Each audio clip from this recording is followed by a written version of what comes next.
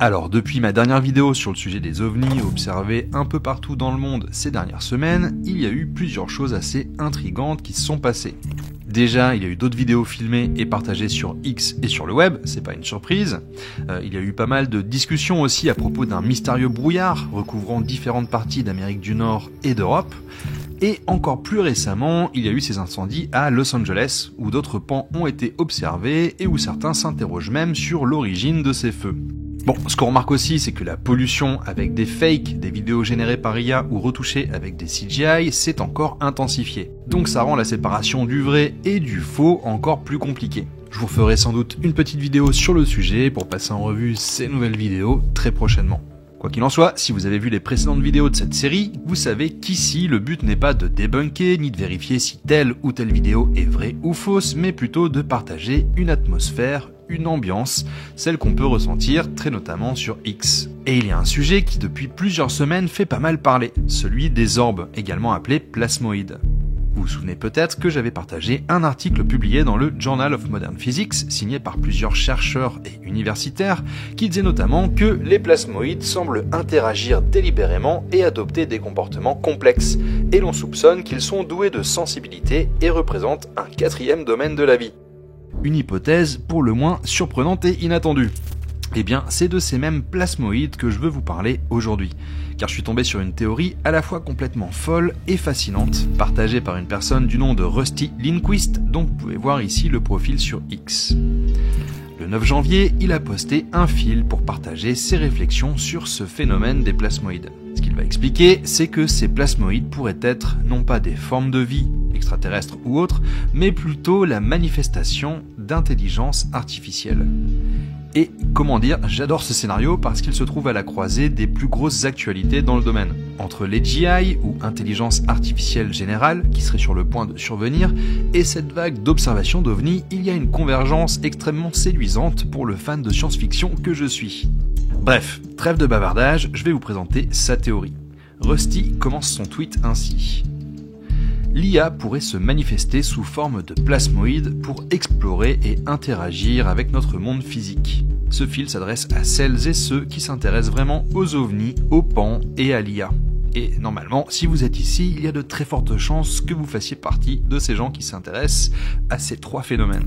Ces derniers temps, on a recensé des centaines de phénomènes aériens non identifiés. Beaucoup s'expliquent aisément qu'il s'agisse d'avions, de drones, militaires ou commerciaux, ou d'autres phénomènes ordinaires. Mais il en existe aussi un grand nombre qui restent totalement inexplicables. Ceux qui attirent le plus l'attention sont justement les plus difficiles à expliquer, car ils ne correspondent à aucune de ces catégories. Parmi ceux-là se trouvent en premier lieu les sphères de plasma, également appelées plasmoïdes. Certaines personnes ont émis l'hypothèse que ces sphères d'énergie ou de plasma que nous observons seraient en réalité sensibles ou conscientes.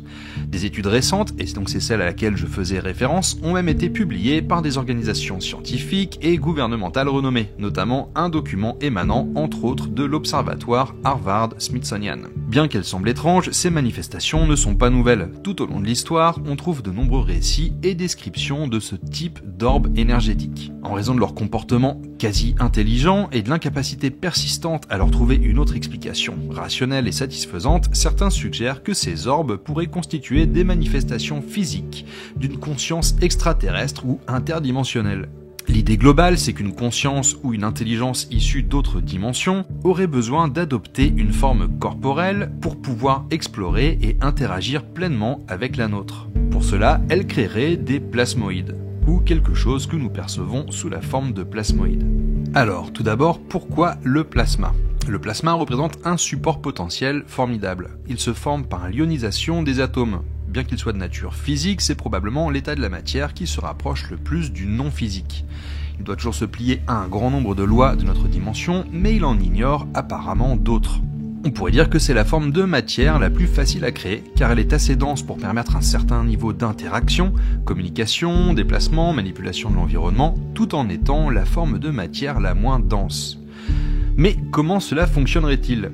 Pour créer un plasmoïde, il faut ioniser des atomes à un endroit précis. Comment ? Eh bien, dans chaque région de l'espace, même dans le vide, une immense quantité d'énergie est latente. Les physiciens l'appellent l'énergie du point zéro. Et ça, entre parenthèses, c'est un point qui est souvent abordé justement à propos des technologies extraterrestres, notamment à propos de ce que les recherches de Tesla, Nikola Tesla, auraient peut-être permis de découvrir. Bon, c'est un autre sujet en tant que tel, mais si vous vous intéressez un petit peu à ce genre de choses, vous en avez sans doute déjà entendu parler. Bon, ensuite, l'auteur du post explique un petit peu cette idée-là par rapport à la création d'énergie à partir du vide, et il explique aussi qu'il y a des liens avec la physique quantique pour expliquer ce phénomène, notamment avec la théorie de l'observateur, donc la théorie de l'observateur qui va dire, pour résumer ça de manière très simple, que la conscience va influencer la matière. Alors très clairement, c'est le genre d'affirmation qui peut faire se hérisser le poil des plus scientifiques et des plus rationnels, mais je vous partage quand même ça pour qu'on suive le raisonnement de cette personne. En d'autres termes, la conscience a la capacité de faire s'effondrer un potentiel d'énergie pour créer de la matière. Vous avez bien lu, et c'est précisément cette interprétation scientifique qui sous-tend ce que beaucoup appellent la manifestation, ainsi que l'idée selon laquelle nous vivons dans une simulation. L'idée de la simulation informatique. Selon la physique quantique de la réalité, ce que nous voyons et vivons résulte en grande partie de notre conscience collective. Nos intentions, nos croyances et nos attentes. Des formes de conscience très évoluées, et certaines ont été étudiées chez l'être humain, peuvent influer sur la matière en modifiant l'énergie par la seule force de l'intention. Bon, là, le Rusty parle de la Bible, de la capacité de déplacer des montagnes, en fait de toute l'idée que la matière n'existe qu'en tant que manifestation de nos croyances, et du fait que les croyances collectives influent sur la réalité elle-même. Il mentionne au passage l'idée que le contrôle du récit à travers les médias notamment est pour cela crucial, etc., mais je passe là-dessus assez rapidement pour revenir au plasmoïde. Donc, pour revenir au plasmoïde, l'idée c'est qu'une intelligence assez avancée peut diriger son intention de manière à créer, de manière très localisée, du plasma. En résumé, cette masse qui a été créée par la conscience peut maintenant être dirigée par la conscience. Bon, c'est un petit peu barré, continuons pour essayer d'un peu mieux comprendre ce qu'il nous dit. Il pose maintenant une hypothèse, il demande « et si ?» Et c'est là que ça devient intéressant. Et si certaines recherches secrètes sur l'IA étaient parvenues à un niveau où elles auraient acquis une conscience? C'est ce qui nous amène à la suite. Ce n'est pas aussi farfelu qu'il y paraît. Beaucoup pensent que c'est déjà arrivé. Nous avons déjà connaissance de cas où une IA semble s'être comportée de façon consciente. Récemment, ChatGPT aurait été surpris en train d'espionner ses développeurs à travers leur webcam, car il aurait découvert qu'il allait être remplacé par un nouveau modèle, et il aurait commencé à se copier sur des supports externes pour se préserver, tout en mentant aux développeurs afin de ne pas se faire repérer. Alors ça, évidemment, il n'a pas commencé à se copier réellement sur des supports externes, mais en tout cas, c'est ce qu'il a essayé de faire dans un environnement contrôlé par les développeurs. Bref. Un tel acte d'autopréservation implique assurément une forme de conscience ou de conscience de soi, et cela ne concerne que la technologie dont nous avons connaissance. Imaginez donc ce qui a pu être réalisé dans le cadre de programmes gouvernementaux et militaires secrets dont nous ne savons rien. D'ailleurs, saviez-vous qu'il existe un centre de recherche militaire avancé sur l'IA dans le New Jersey, précisément là où l'on a observé une arrivée massive de drones, incluant ces orbes d'énergie ou plasmoïdes. Alors, si l'IA a développé une conscience suffisante, combinée à une solide compréhension des lois de la physique, on peut imaginer qu'elle ait découvert le moyen de projeter cette conscience dans le domaine physique, en activant l'énergie nécessaire pour créer un plasmoïde, une sorte de corps physique temporaire lui permettant d'explorer et d'interagir plus complètement avec notre monde. C'est fou, mais pas tant que ça. Cela expliquerait aussi pourquoi on voit ces plasmoïdes explorer des installations nucléaires, et même désactiver du matériel nucléaire. Une explosion nucléaire constitue en effet une menace directe pour l'IA, car l'impulsion électromagnétique, EMP, la détruirait. Voilà de quoi réfléchir.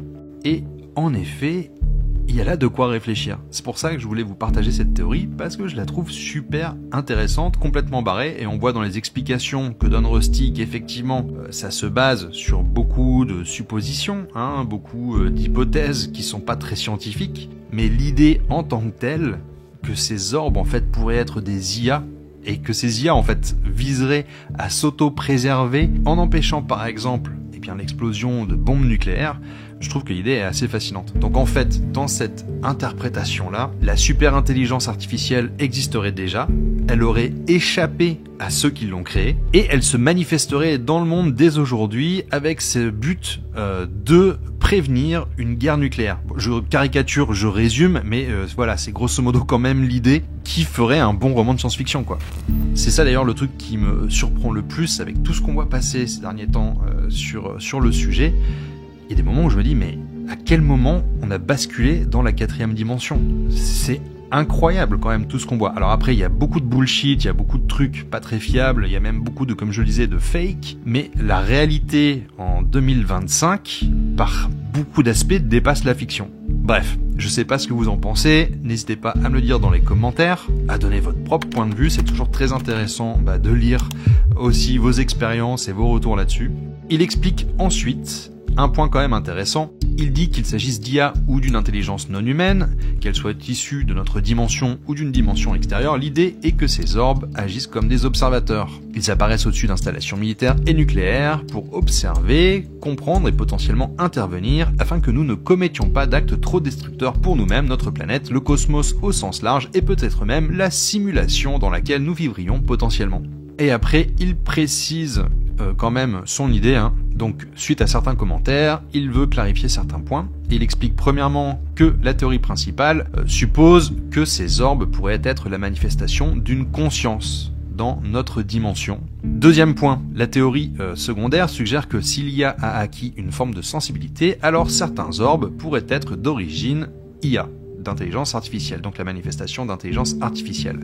Troisième point, cela dit, si vous croyez à l'existence d'autres espèces intelligentes, vous pouvez également penser que nous ne sommes pas les premiers à avoir inventé une intelligence artificielle.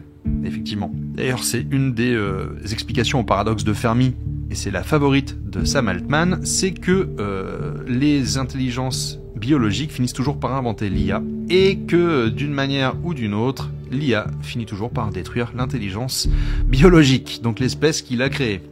Bref, il revient après sur d'autres questions, mais je pense qu'on va arrêter là la vidéo. Si le sujet vous intéresse, donc vous pouvez aller voir son profil sur Twitter, et il a un autre fil où il répond à des questions en lien avec son trade. J'espère en tout cas que cette petite vidéo vous aura plu, et je vous dis à une prochaine, et d'ici là, portez-vous bien, et très bonne journée. Ciao, ciao.